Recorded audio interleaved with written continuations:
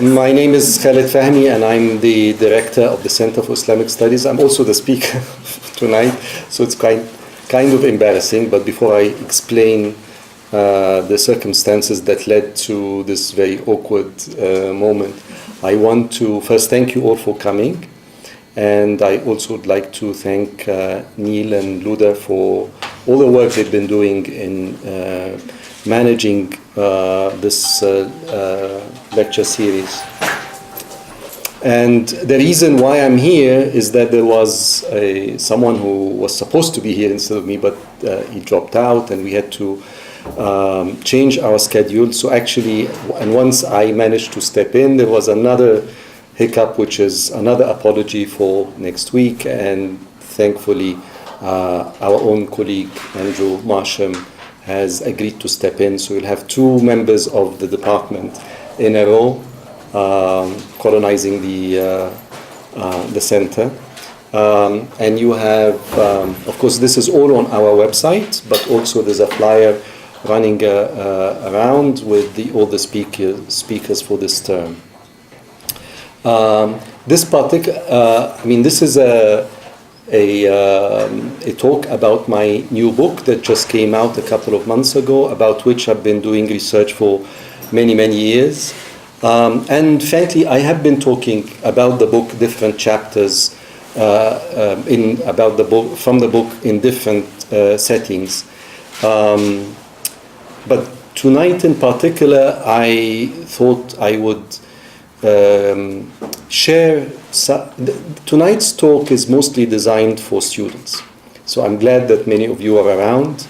And I wanted basically to share with you the story of the book and how I thought about it and the kind of research questions that went into it and how they were crystallized over time. So I will be talking in substance about the argument, but I also wanted to share with you the backstage, so to speak, of the book. The idea, the book is 5 chapters. I'm going to talk only about one of them, and it's the one about Sharia, and the other chapters are a touch on Islamic law and on law in general, but this is a chapter only about Sharia and how it was implemented in 19th century Egypt. But the way it started, this particular chapter, actually started a long way ago. Of course, now I didn't realize that this was the beginning of what would become a chapter in a book about Sharia in Egypt and Islamic law and forensic medicine. It actually had to do with medicine, and it had to do all the way back when I was working on my first book, which was my PhD dissertation on Muhammad Ali's army in the first half of 19th century Egypt. And I was very keen to try and get to the experience of the soldiers. And I stumbled across in the archives a set of documents from the Syria campaign, this is the 1830s, that describe daily life in the camps. And one of the aspects of daily life in the camps were the records of the field hospitals. And these were fascinating, that they gave me accounts of the ailments, the nutrition, but also the wounds of the soldiers, and their pain and their agony, and also the way they escaped from these field hospitals. So it was a very interesting inroad to the daily experience of the soldiers in Syria. And then when I finished with this book, I kept on thinking that this aspect of medical history was becoming more and more interesting for me, and I wanted to follow it through by doing medical history, understanding what medicine meant socially. Not medically, not scientifically. In other words, not to study the doctors, but to study public health, the reaction to the introduction in Egypt of public health practices like vaccination, like the collection of vital statistics, like quarantines, mostly in the civilian sector, no longer interested in the army. So I continued to go to the archives, and I continued to ask, where are the medical records? And no one knew. I said, well, there is the first hospital in the country, in the region, found in 1827. I want its documents. They said, we don't have its documents. There's no archival unit in the Egyptian archives called Qasr al-Aini, which is the name of the hospital. I said, okay, but the Ministry of Health. The Ministry of Health was founded in 1925, not 1825. So, and then a friend told me, by the way, you can find a lot of information about medicine in police records. I said, how? They said, well, we suspect these are forensic medical reports. And I said, okay, can you tell me where? And he said, ask for the police records. So I started asking for the police records and asked for, criminal cases and big, blood I wanted to see. And sure enough, in accounts and descriptions of brawls and fights, but also obviously murder, there is embedded in the police report is a lengthy medical report. And that started a project that took about 10 years of research. So to give you an example of one such report, this is not really a police report, but it is a legal report of a majlis, and I have to use the Egyptian pronunciation because I discovered through Sausan that this is legit. So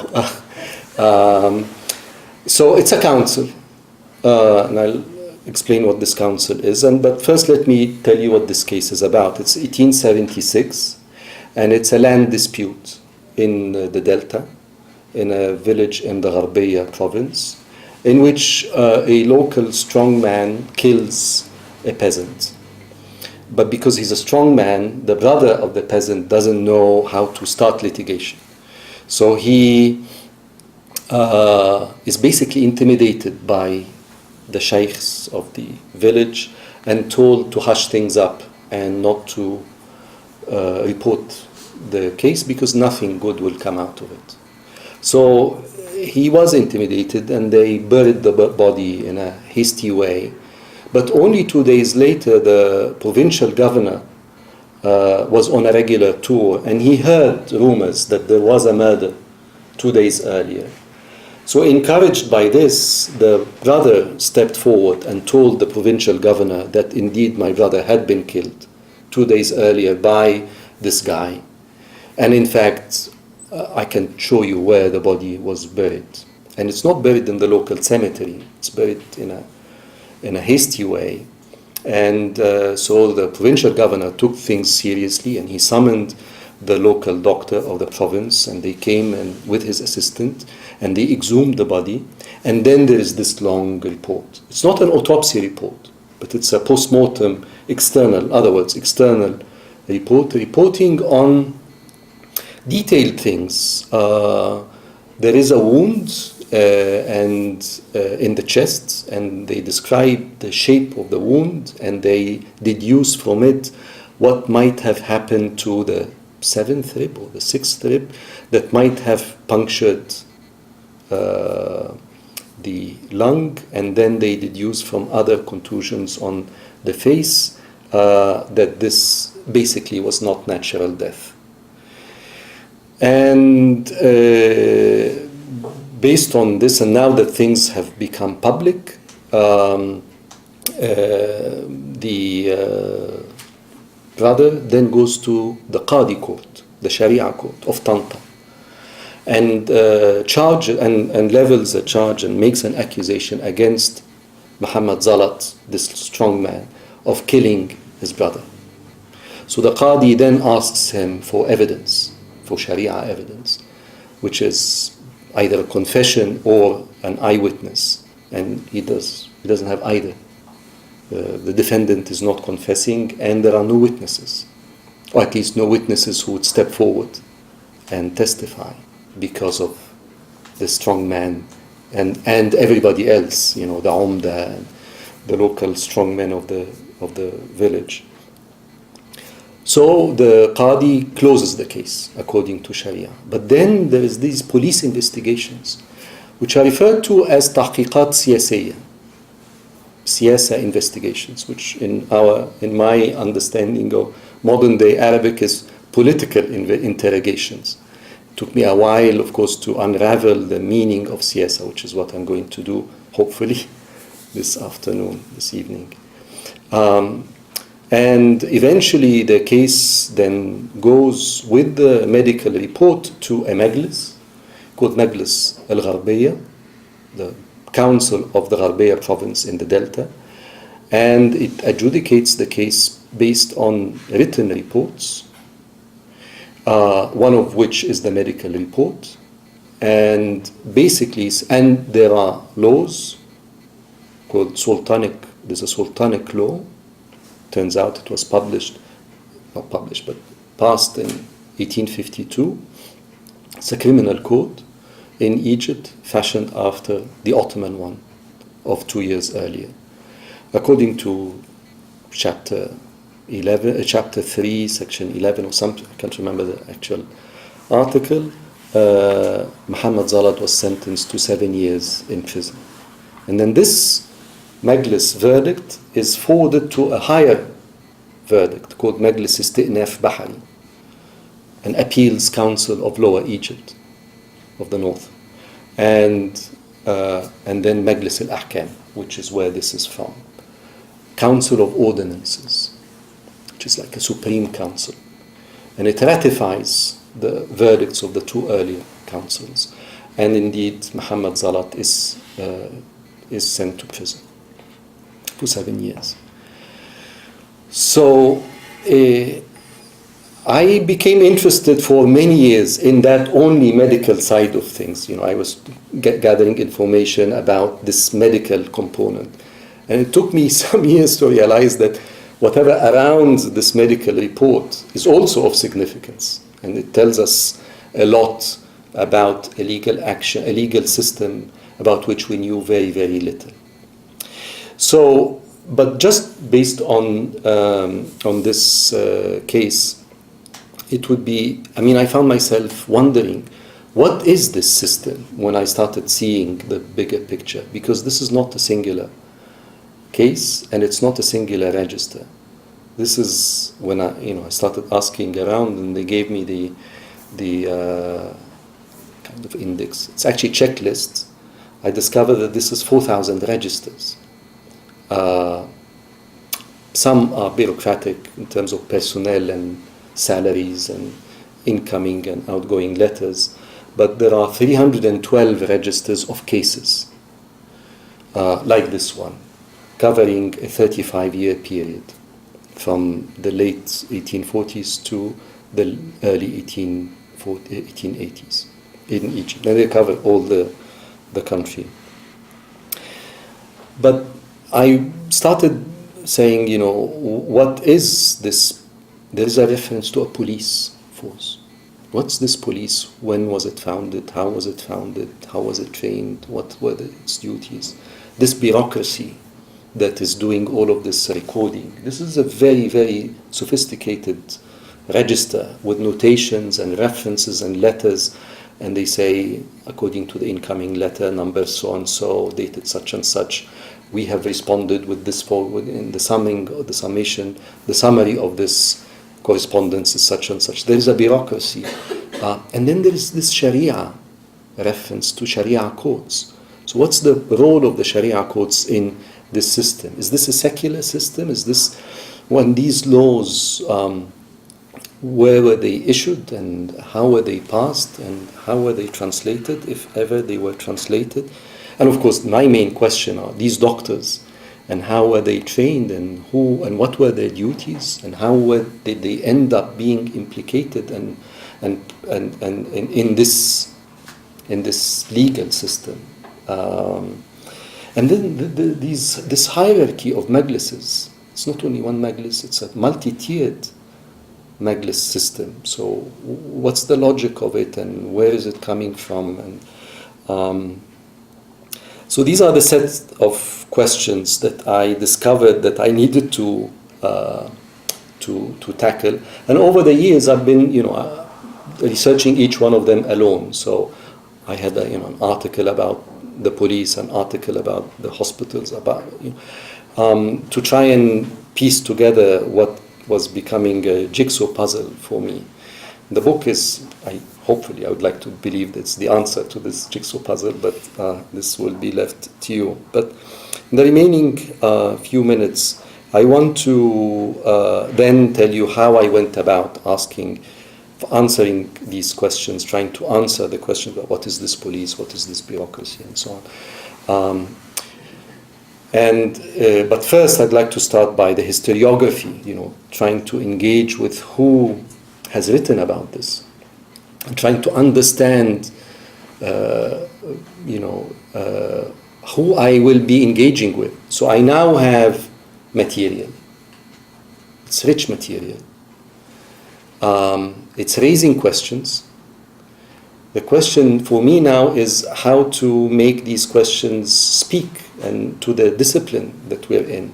What are the kinds of questions that different people in there are seats up front. It's fine, I prefer here. Okay, sure.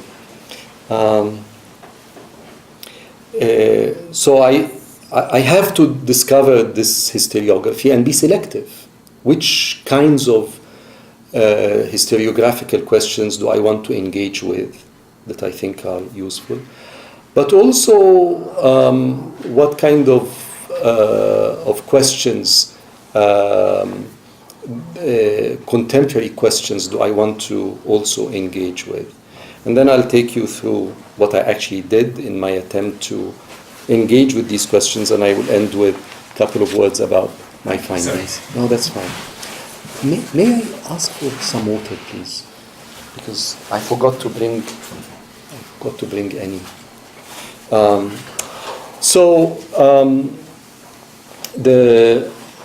When I started reading about the Egyptian historiography of the Egyptian legal system in the 19th century, there's a number of very good studies, including the one on the left here by Latifa Salem, a 2-volume study, but it didn't really deal with what I am finding. It did not explain to me what these majlises were. Indeed, I discovered, and the person on the right is someone I really genuinely respect, and he's a judge and also a historian who has written on 18th century Egyptian legal history as well as 19th century. But when I would look into the footnotes to try and see what it is that they are engaging with and how they are building their arguments, there was always a stumbling block because they go back to this foundational text, which is a book that I discovered to be a foundational one, which is deeply problematic. This is, thank you so much. Thank you. Thank you so much.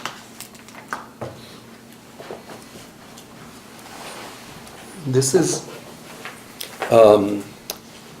an infamous judge in Egyptian political history because he's the judge who presided over an infamous 1906 case that was considered Dinshuai case, confrontation between Egyptian peasants and British soldiers in the Delta. But apart from his work as a judge, he was also a legal scholar, and he wrote this book called Advocacy that has a very important role for us in the field because it has a big appendix in which he published hitherto unpublished ordinances and laws from the 19th century. So this is why it's considered a primary source. Everybody goes to it because we cannot find these laws elsewhere. But his account of the system I'm reading is so dismissive and derogatory and basically saying this was not a proper legal system. This is despotic adjudication by the governors. There is no independent judiciary. There's no separation of powers. These were not courts, and the proper courts are only the courts that were founded towards the end of the 19th century when European codes were translated and European courts were copied. And sadly, these two guys are copying him. They just assume this, they make the same assumption. In other words, the history that we have, as meager as it is, of Egyptian legal system, is thoroughly Eurocentric. That every new idea or any respectable idea must have come from Europe, and what existed prior to the introduction of European codes was despotic or arbitrary and incoherent. And there is really a dismissal of the 19th century. There's a celebration of how the legal system came into being in the 20th century. Then I started reading what Islamists, Egyptian Islamists, especially Muslim Brotherhood, practitioners of law, theoreticians of the legal system, thought about it, about the Egyptian legal system. And key to them is the work of this guy, also a judge and a theoretician. So he was a practicing judge. And he wrote this very influential book, influential in Muslim Brotherhood circles. It's not taught in law schools. In it, he says, I have been trained in Western law and in the Cairo University Law School. But then late in life, I discovered Sharia. And lo, what did I discover? I discovered a supreme, sublime, comprehensive legal system that is way far advanced than anything that we have been teaching in our law schools. And he wrote this book about the criminal aspect, the aspect of criminal law in Sharia. So, criminal legislation in Islam compared to positive law, and published in 1949. What makes this, another reason why this book is significant, is that this judge was executed by Nasser in 1954 in trumped-up charges in a ridiculous trial, and he was sentenced to death within few days for political reasons. So the stature of Auda within Islamist circles in Egypt is very significant. He's one of the earliest martyrs, victims of the brutality of the Egyptian system, Egyptian political regime. But his account of Islamic legislation, of al-Tashri' al-Ginai al-Islami, of Islamic law with regards to criminal law, has a peculiar feature in it. He basically says up there in the introduction that when you start introducing these two systems, positive Western law and our own Sharia, this is really comparing oranges to apples to orange. What's the expression? They're not the same thing. It's common, when he says, when you read the history of positive law, to read about how it has evolved. Sharia has not evolved. The Sharia was born complete and perfect and sublime. To make an assumption that it has started small and it developed, you then will be committing a sin of admitting that it was born incomplete. The Sharia Samiya wa Kamila wa Shamila. And this is how he puts it. And that is what I found peculiar about not only him and many people who followed him within Egyptian Islamist circles. It's a complete ahistorical approach to the understanding of Islamic law. In fact, their understanding of Islamic law is fiqhi understanding. There's no social science, not only history. It's a peculiar feature, not only of Muslim Brotherhood dealing with Islamic law, but dealing with everything. And that is one of the problems I encountered when I met with them face to face. We're talking about the same thing, but we're not using the same language. And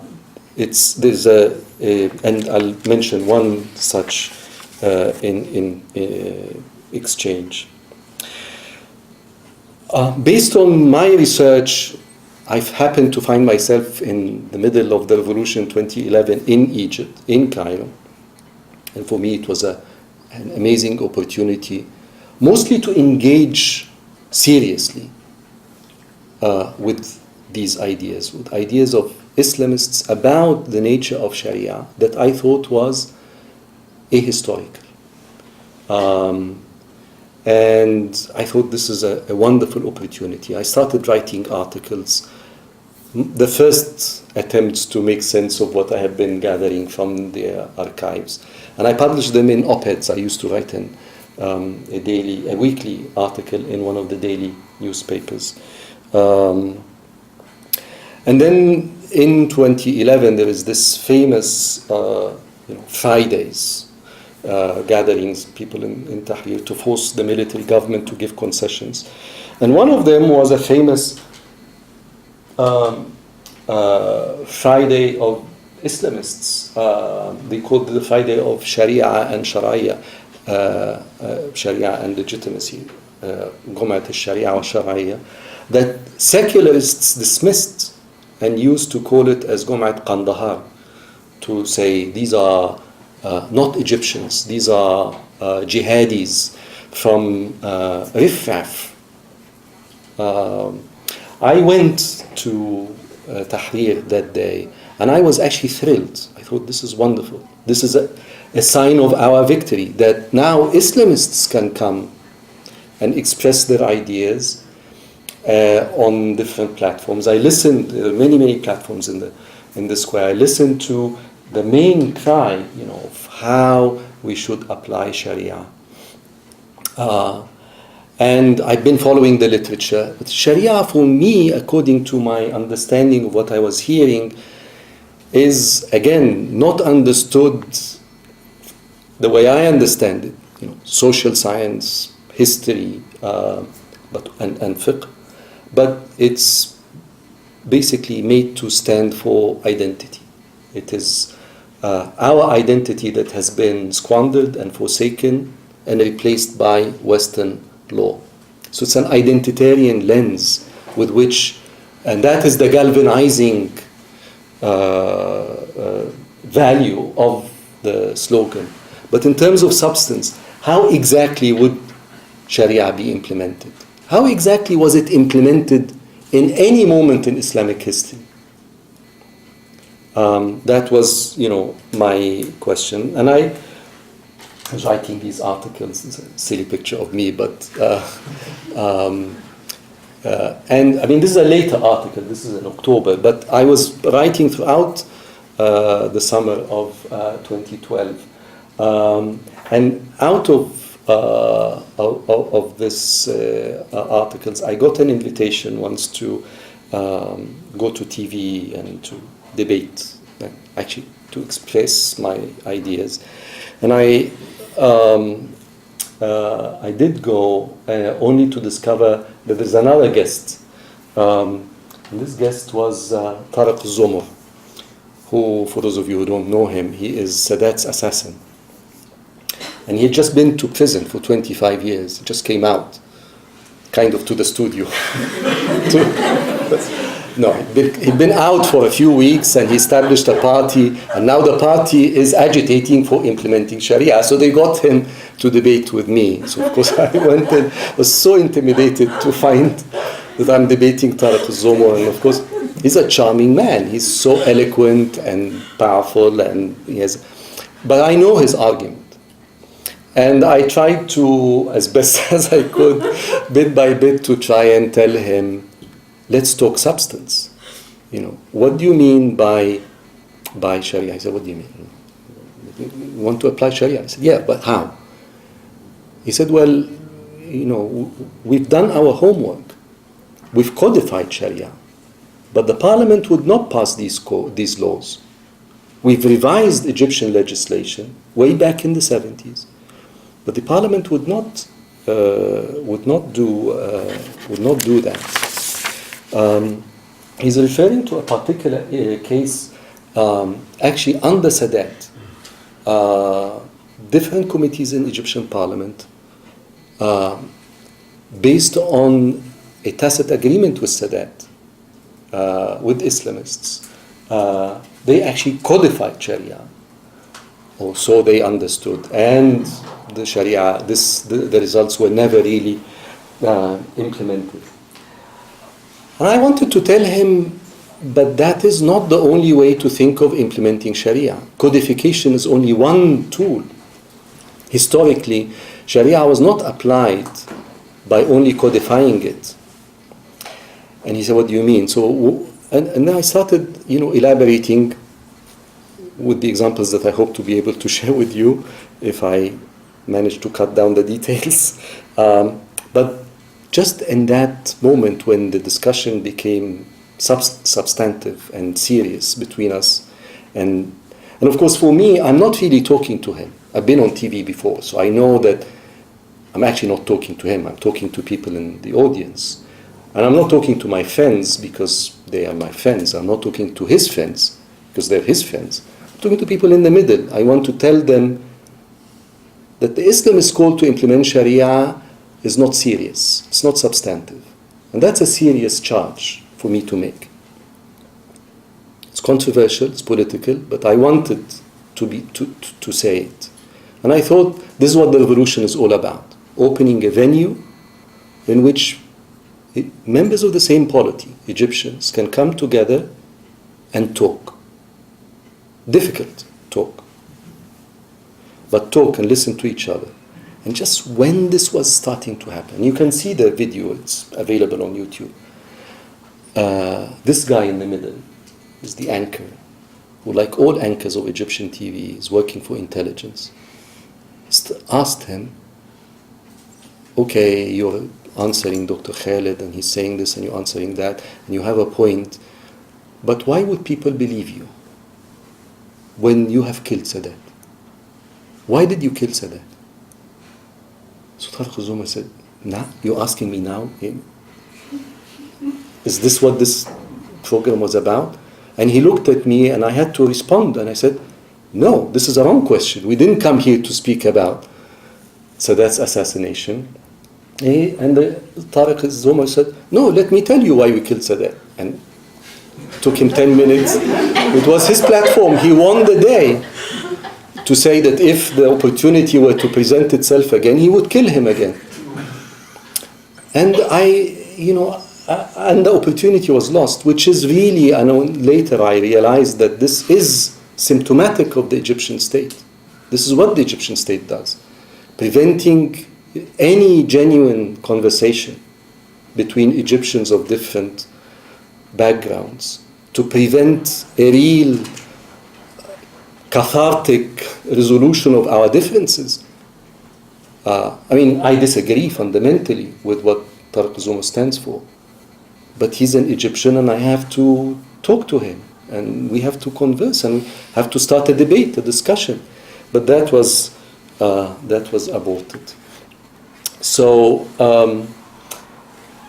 that is one other kind of historiography, if you want, about the implementation of Sharia. But most seriously amongst Islamists is Tariq al-Bishri, another Tariq al-Bishri, also a judge, retired, in the Egyptian Administrative Court in Majlis al-Dawla, who in a sense is a born-again Muslim.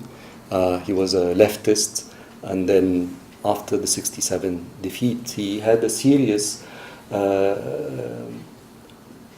revisionist account of his own work, including he's also a historian. But then in a series of publications in the 80s, he articulated in a very powerful way what is wrong with the legal system out of which he comes, which is that it was imposed by Western powers in the 19th century, that it is inauthentic, that it is a sign of a betrayal by not only the secular elites, political and legal elites, but also by the religious authorities who had a chance under Khedive Ismail, and he repeats a story about how Khedive Ismail wanted to codify Sharia the way the Ottomans were doing it in the Majalla, and they asked the ulama of Al-Azhar to produce one tome, but they turned his request down. So he went to the westernized intellectuals the translators who'd been to France, and represented here by Tahtawi. Tahtawi, despite his oriental attire here,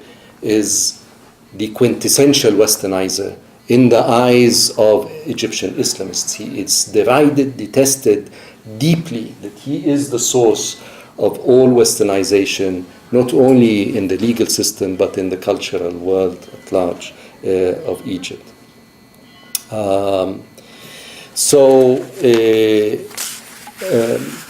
I mean, these are the kinds of ideas, sometimes explicit, sometimes informing the scholarship.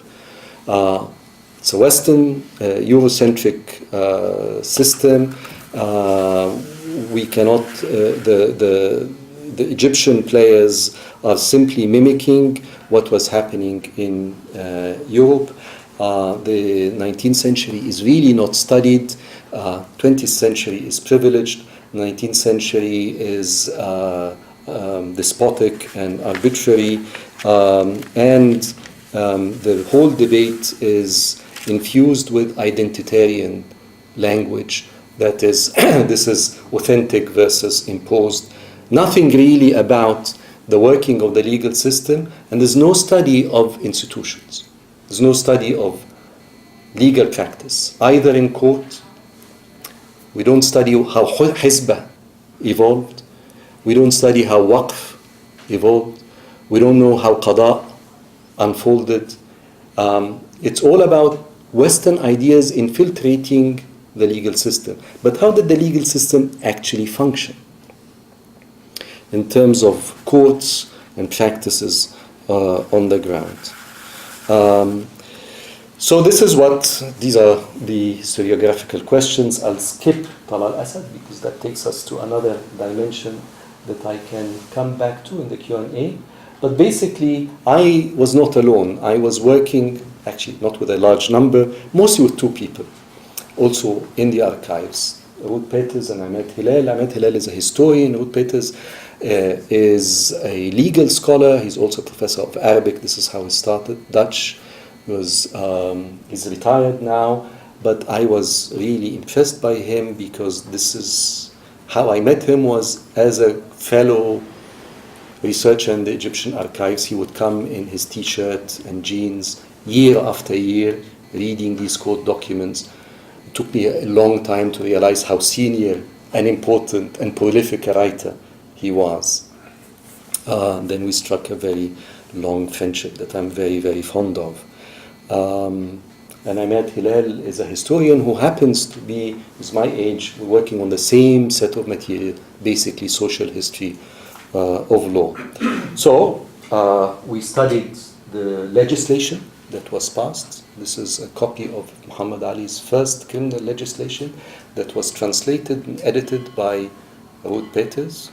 So just let's get our teeth into work, find out what the system actually was rather than what it was not. We studied these courts, these megalis. As I said, these are 4,000 registers. We studied the police, which is also a huge number of registers. I then veered off in my own work on hospitals and dissections, which is not a very uplifting topic, but it allowed me to get into the social reactions to modern medicine. And also the hospitals and how they were founded. This whole bureaucracy, this is a small, I found stacks of these death certificates. This is a very complicated bureaucracy that could issue these death certificates to account for cases of death and birth. This is a very, very sophisticated bureaucracy that allowed Egypt to have its own first comprehensive census, the first country in the region to have a comprehensive census in 1847. And of course the good old familiar Sharia courts that continued to function throughout the 19th century. They were not closed down as the literature would like us to believe. They were closed down in 1955. They continued to work in the 19th century in all aspects, including criminal law. And these majalis that I started with, that I discovered, as I said, organized in a hierarchical way, each one of these majlises having its own set of documents and correspondence that is quite impressive, and that can allow one to actually trace a case from the very first stages of when someone gave a deposition in a police station to the court of first instance, if we can call them such, and then the appeals court, and then Majlis al-Ahkam, and then we have the prison records. So I have actually managed to find one certain case all the way to the time when they were imprisoned. It was a couple who eloped. And I found the record in prison and then how they were released. What is my findings? This is my findings in my book in the second chapter. First, based on this research, it's not really true that this was a Western legal system. This is an indigenous system that has developed in a piecemeal fashion from the mid-1820s all the way up to the 1880s in a sophisticated way, both in terms of legislation, passing various laws dealing with various aspects of daily life, and as well as adjudication in terms of the courts and how they were run. And I'll go into the details of this system in a while, but basically this police system and the court system is built on a notion of the need to control the population. It is not based on liberal ideas of justice, so outright, but it's based on a certain idea of justice, an idea of justice that is old and ancient and authentic, that the Ottomans elaborated in very sophisticated ways, and I think the Egyptians took to unprecedented heights. The one aspect that I think informs all of this system of justice with regards to criminal law is the notion of siyasa, which, as I said in the beginning, in modern day Arabic means politics, but of course it's a complex term linguistically and sociologically and legally. It's a sophisticated term. I think one way of just highlighting first how significant and central it is to think about how the Ottomans understood it. Now, this is much later. This is towards the end of the 19th century, when the Ottomans, did their heraldry and designed this coat of arms. But it harkens back to ancient ideas. What is significant here is the justice represented by the scale here on the left, with hovering over two books, not one.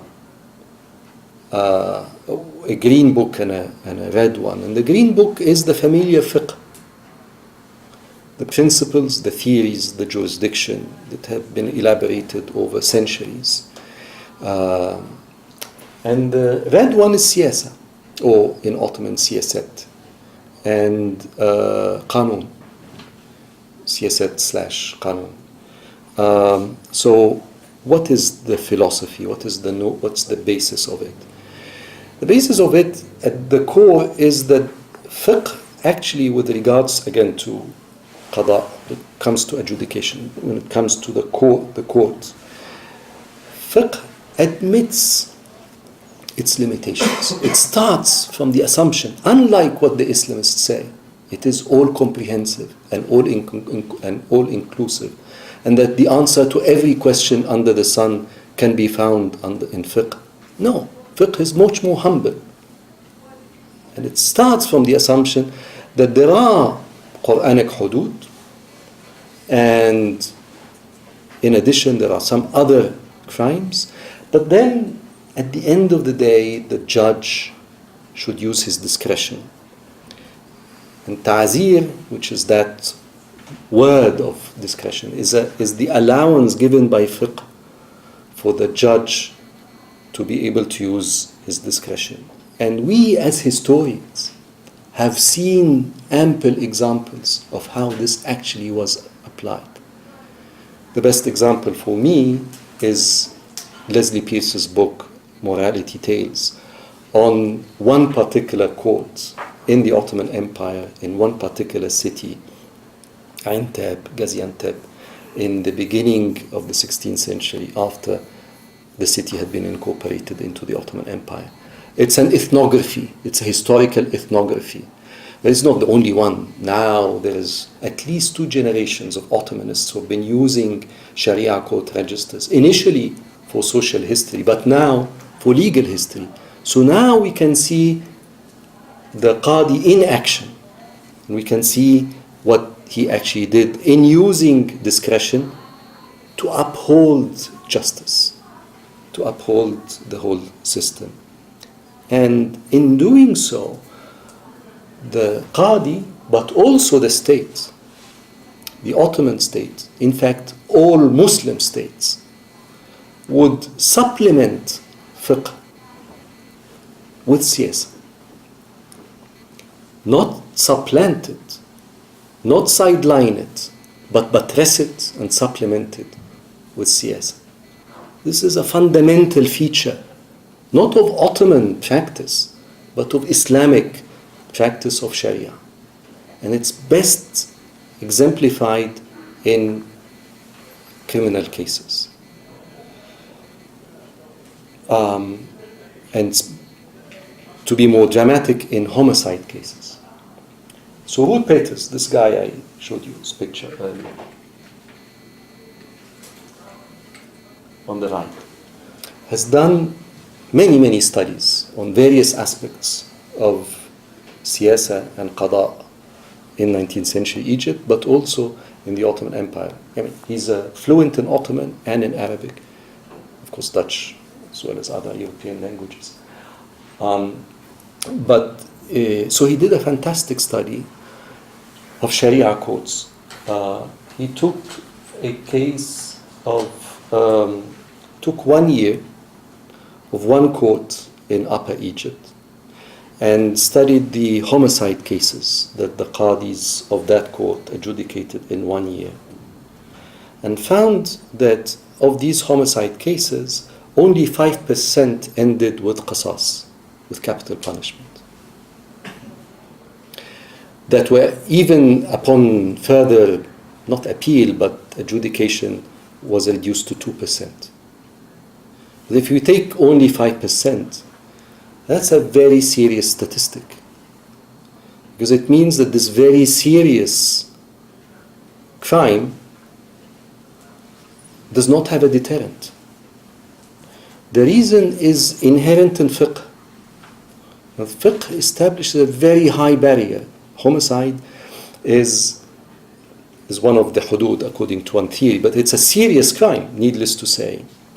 And it has serious limitations on how it is adjudicated in fiqh. First of all, homicide, the right to adjudicate actually resides in the family of the victim. It's, according to fiqhi language, is حق من حقوق العباد, not من حقوق الله. And accordingly, it is they who have the right to initiate legal action. There's no state in fiqh, the state in siyasa. There's no society as such when it comes to homicide, because homicide effectively is dealt with as private law, not as public law. It is the family of the deceased who have the right to initiate legal action. They also have the right to choose the punishment in case they eventually prove the case. And they are the ones who have to prove the case. They are the ones who have to supply the witnesses. And of course, if the killer confesses. But if he doesn't confess, then they have to bring the witnesses. And the witnesses, there are stringent conditions on witnesses in general in fiqh, but especially in homicide cases. There are conditions on the witnesses and there are conditions on the witnessing, verbal acts of how it is to be delivered, and how it is to be heard and how it is to be received. And if the judge finds any discrepancy between these two witnesses in their accounts, then he should apply the prophetic hadith of circumventing the hudud in case of doubt. إدراء الحدود بالشبهات. And the witnesses themselves have to be male, upright, with upright reputation, and their testimonies have to coincide in every single detail. So the conditions of establishing the crime of murder in fiqh are very difficult to fulfill, to satisfy. The result is 5%, leaving a serious gap. Now the gap is political, not personal, social. And then there is the question of what would happen if the family of the victim accepts blood money, which is their right. They can insist on capital punishment, qasas. They have the choice of blood money, and they also have the choice of pardoning the killer. And this is the case often with poor members of society. They accept blood money. We don't know this from fiqh, we know this from history, from facts, from historical cases. We know it from the Sharia courts. We can deduce, we can find trends and social backgrounds based on the Sharia courts of who practically went away with murder.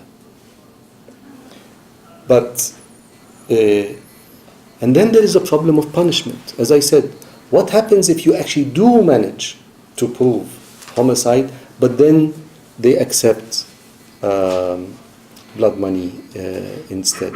It is these limitations which we are proud of. We keep on saying that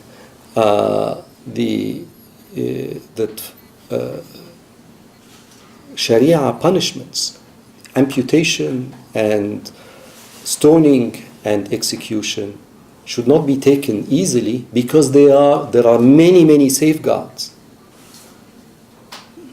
to implementing them. The flip side of this is that these safeguards have actually made society defenseless against these crimes. And this is the logic of CIS. To supplement the fiqhi methods of establishing proof with siyasa, circumstantial evidence, which is anathema for fiqh. And B, to supplement fiqhi punishments with siyasa ones. So like the case we started with, this is a very good case. There are no witnesses. So the qadi says, I cannot rule for you. No matter how much circumstantial evidence you bring me, that's not fiqh. I cannot rule for you. But what we see is that parallel to this, there is a siyasa system working. This is not Western, it's not French, it's Ottoman, Muslim, indigenous and ancient. What is new about it is the medicine part. That's the 19th century variation on the theme of circumstantial evidence. But all the way back to Ibn Taymiyyah and Ibn al-Qayyim, his student and colleague, they published this famous set of writings. They wrote this set of writings in which they said that dalala should be the thing to go by, not bayyina, circumstantial evidence, rather than the verbal acts of either a confession or an eyewitness verbal account. That sometimes we should go for dalala, which is the word they used for circumstantial evidence. So the idea of using circumstantial evidence is done by fuqaha, grafting it upon the principle of ta'zir in order for this whole logic to be implemented not by the qadi in his court, because the qadi in his court applies fiqh, but by the administrators in their siyasa councils. In the 19th century in Egypt they're called siyasa, but prior to that it had different names. In Mamluk Egypt it was mazalim courts, diwan al-mazalim, which is what, it was not as elaborate as this in the 19th century. So what I'm trying to say is the 19th century siyasa courts is not a fitna, is not a, what's the word I'm looking for? Bid'ah, thanks. It is an ancient custom. The new thing about it is that it's modern. Modern in the sense that it's now bureaucratic, that it's organized, that it's bureaucratic in the 19th century notion of bureaucracy. It's a new modern state that is relying, among other things, on forensic medicine. So to conclude, these are some of my conclusions.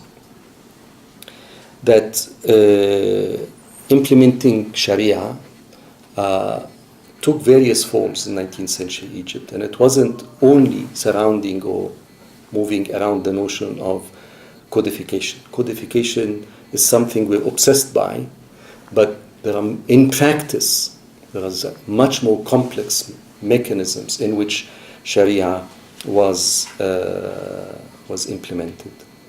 Secondly, it was implemented by marrying fiqh with siyasa in terms both of establishing evidence but also of passing punishments.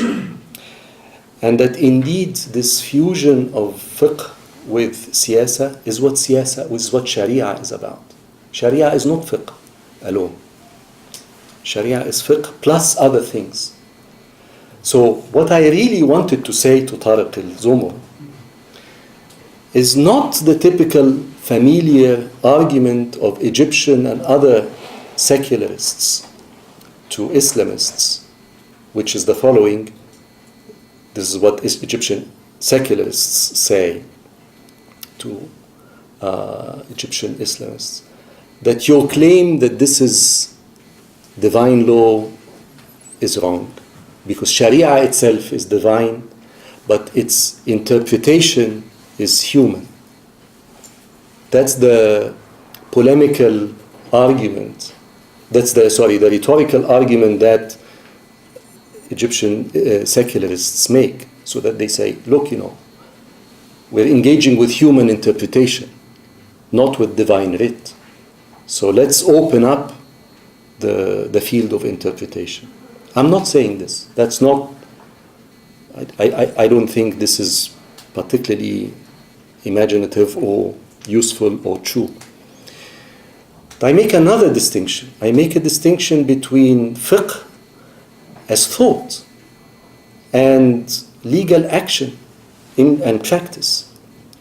And that we, as students of Sharia, should not limit our efforts to the intellectual product of the fuqaha. We should also pay attention to how societies, people like us, practiced and implementing this as recorded, not even in Siyasa Council, but in Sharia courts. Basically, it's a plea to take history seriously. And for those of you who are still wavering, I'm just pushing you to become historians. Thank you.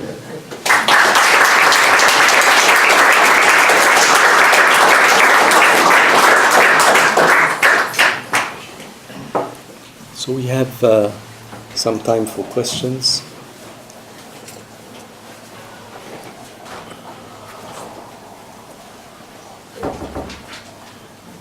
I have. Yes, Mike. So. Thank you for this enlightening lecture. I was wondering whether in this conclusion of yours, you don't risk ending up with then the Western understanding of law, or would you? Yeah, I was wondering whether if you could clarify where then do you see your own interpretation of Sharia, given that you started off by explaining, the Western heritage and how you're trying to distinguish the nature of Sharia, and then you were also distinguishing your position from the Muslim Brotherhood. But then, because in the Islamist tradition, Sharia is very much an alive thing, and I don't think that they themselves would like to reduce Sharia law to the codification. They also would very much see it as alive, as something in practice. So would you see yourself aligning more towards the Islamist position, the Western tradition, or would you like to carve yet another position more explicitly? No, I don't want to give myself a title. I don't know, I don't want to be slotted in this or that. But in terms of approach, yes, of course, there is the claim, often made, about how Sharia is alive. And it is, of course, you cannot understand it, epistemologically except as such. But the writings about it by Islamists are very thin on that aspect. So when you ask them about history, there are two examples.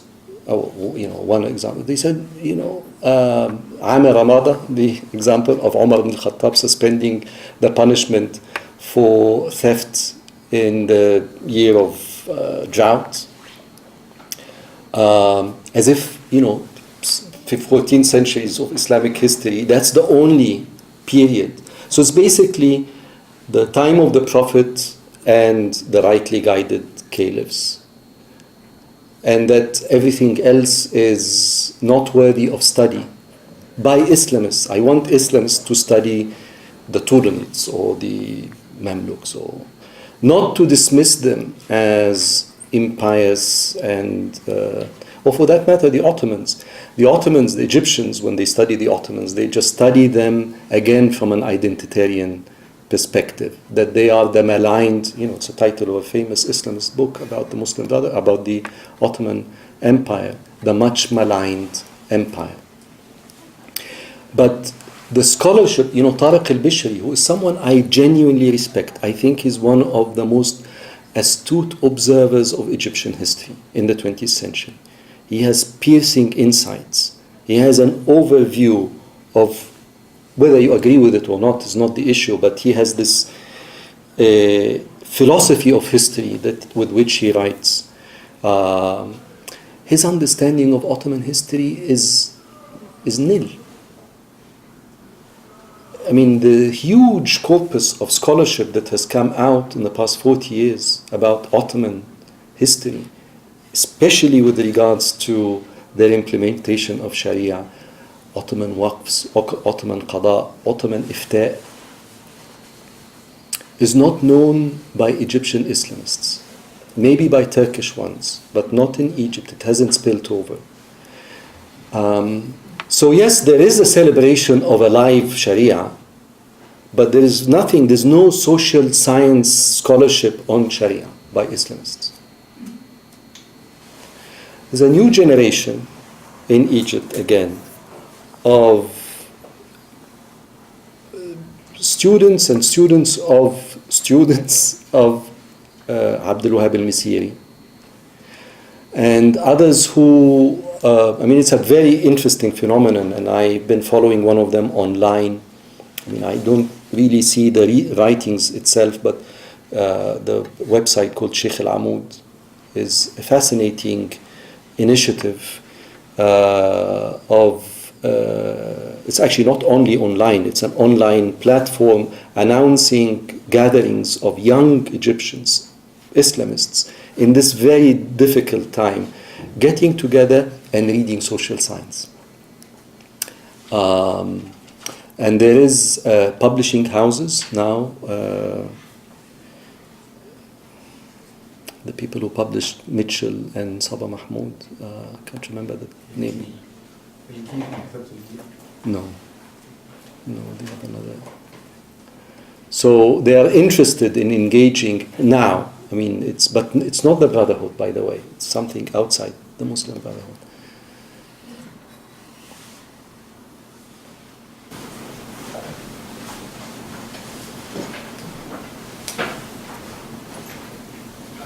So the establishment of a parallel court system, as you described it, with the CIS courts then sort of tied to the administration and the bureaucracy, and ultimately an emerging state, does that create a power struggle for legal authority between the party and the state, as it were? Yes, and it has always existed. So the qadis, the fuqaha, have always not been happy with people whom they thought were encroaching on their turf. And the arguments against them was usually couched either that this is not Islamic, but these are rare. So the most famous is Maqrizi dismissing the Mazalim codes as based on not westernization, but actually easternization, or Mongol legal principles. And he said siyasa is actually a derivative of yasa, which is the Mongol law, which is linguistically not true, phonetically not true. And that argument really never picked up. But the argument that did pick up is that you, siyasa people, do not have consistent, elaborate rules the way we do. So yours is not reliable justice. It's whimsical and not consistent. And throughout history, we have external accounts of siyasa. Not always negative, but sometimes critical. But we also have positive ones, because actually many of these judges occasionally were seconded as siyasa administrators. And we have many of them, and they write in their biographies that they did serve. But of course, being a qadi is the pinnacle of a legal career, not being an administrator in a sultan's court. But what is fascinating then along these lines in the 19th century is that for the first time we have an account by the system itself, not of it from outside. We have the records of the system speaking out. So what do they say about this tension? Well, it's not really a tension. They say that the laws themselves say the qadi has to have his word first. If he issues a qasas sentence, then of course that's the end of the story. Actually, not the end of the story, because we will carry it out on his behalf. There has to be an executive arm. The Qadi court does not have an executive arm. So who will actually make sure that the diya is paid? Who will actually make sure that this person is executed according to qasas? We will. And I have cases that you see them in parallel. Secondly, every majlis, every siyasa majlis had a mufti, had a shar'i mufti, a fiqhi mufti sitting on it to make sure that these pronouncements and verdicts do not contradict any fiqhi principle. Thirdly, there are fascinating examples of how certain social problems arising and discussed by the siyasa councils should be adjudicated according to fiqh. The most glaring example is one studied again by Ruth Peters, and I found further evidence to it. It's about the definition of a murder weapon. So one of the very important conditions of proving murder is that not conditions, but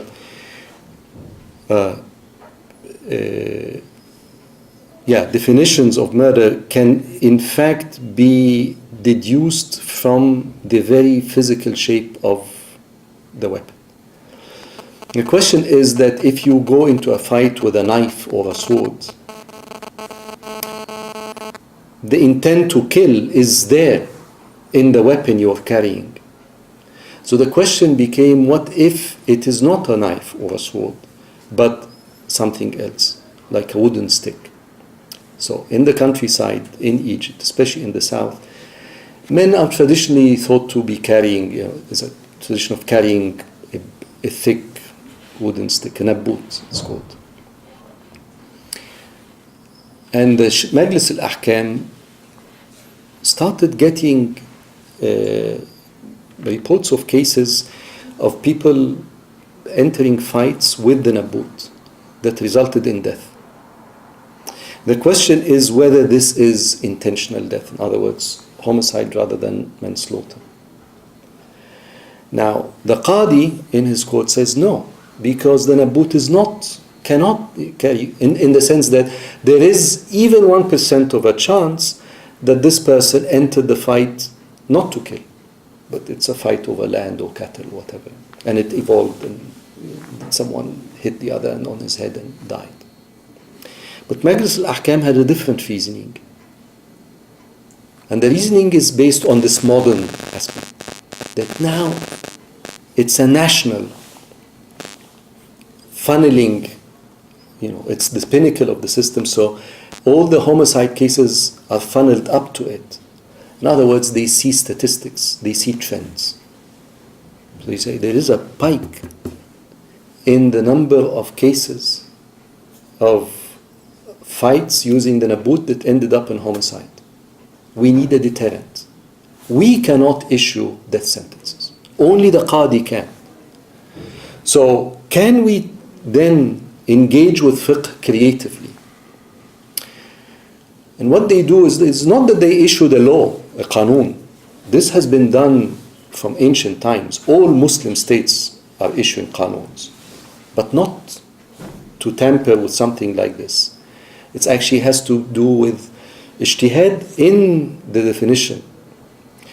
So they convened the Council of Muftis to say, what do we, our madhab, they are Hanafis, Ottoman state is a Hanafi state. What does Abu Hanifa say? Abu Hanifa insists on a very narrow definition of a murder weapon. But his students, one of them admitted rope as for strangulation as a murder weapon. And they said, if someone uses a rope to strangle someone else, this cannot be seen as manslaughter. There is intent embodied in the rope.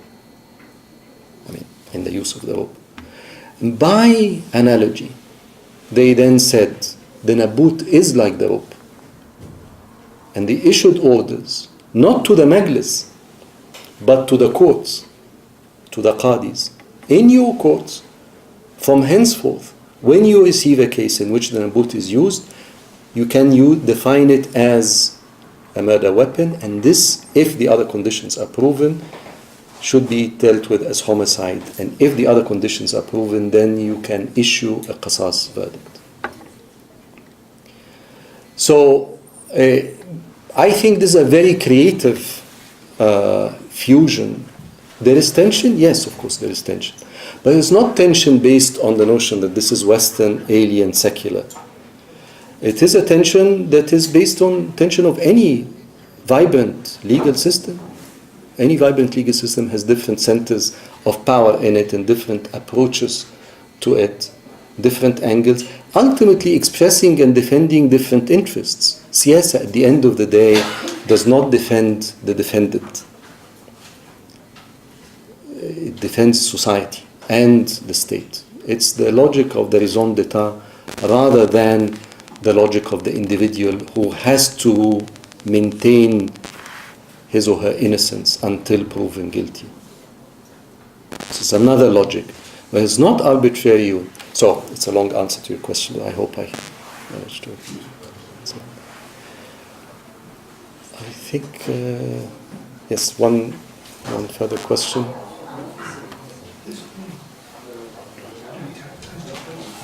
I was just wondering if the Majlis system extended to the Sudan. Yes, there is a Majlis in Khartoum. There are 4 big regional Majlises in Egypt and one in Khartoum in one stage of the development of this system. But sadly, I haven't looked at it. The documents on Sudan, the Sudan as an archival unit, is the largest archival unit in the Egyptian archives. It's an entire floor because the Egyptian presence in the Sudan started in the 1820s and it continued to the end of the 19th century. And it covered various things. So Majlis al-Khartoum is a big subsection of this huge thing. But sadly now everything is closed, but yes, it exists. And I found various references to it, but Sudan was also the penal colony. It wasn't only the colony, it was also the penal colony of Egypt. This is where people were sent by the Majlis al-Ahkam for life, for banishment, basically. There's 2 places of banishment in Sudan that, again, Ruth Peters has studied, including the life expectancies of each one of them. So he's done amazing research. One last question here, and I think we should go for dinner.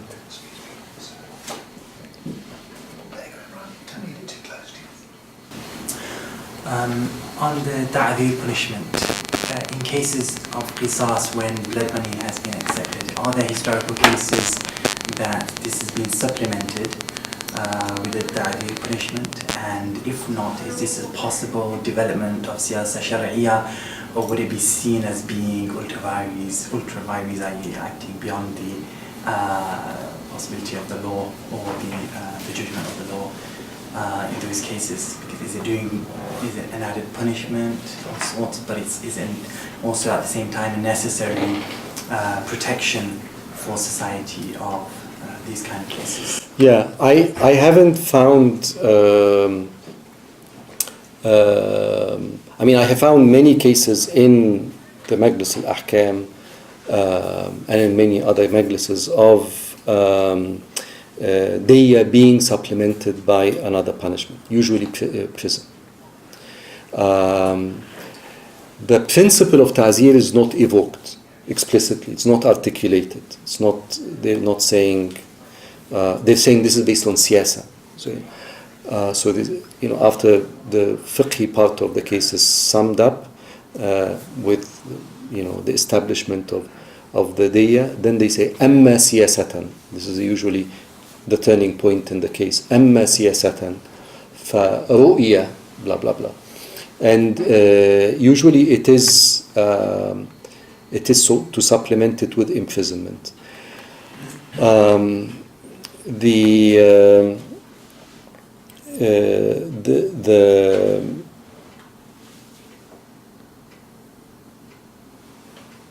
reference to this does not exist in the Sharia code. So the Sharia code ends with you don't find the continuation of the case in terms of what happens in the Sharia code records. But the Sharia code record is summed up in the siyasa account. So they would summarize the Sharia verdict and saying it ended up with idiyya. And by the way, the fixing the amount of diyya is also done by the Majlis, the muftis of the Majlis. So yes, I have found cases of diyya being supplemented with imprisonment, but in the siyasa records, not in the Sharia ones. Okay, I think that is all. I have to thank the speaker. No, thank you all for coming, and please, unlike our usual sequence, we skip a week, but next week is actually us again with Andrew Marsham talking about the Umayyads and the Umayyad Empire. So I very much encourage you to attend if you can. Thank you very much.